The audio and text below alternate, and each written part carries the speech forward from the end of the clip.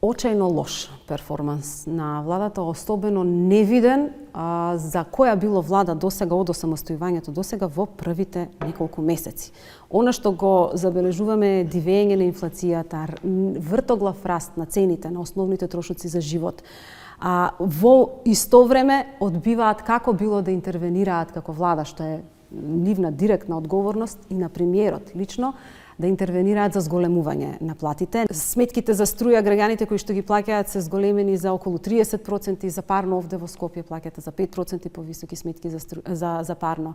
Има пад на индустријско производство за 1,4%, намален извоз за 5,9%. Странските инвестиции си одат, се затвораат фабрички погони. Дури и смешно е кога ќе ги слушнеме како го најавува унгарскиот кредит. Велат најавуваме голема инвестиција. Па од кога тоа стана кревање кредит да биде инвестиција?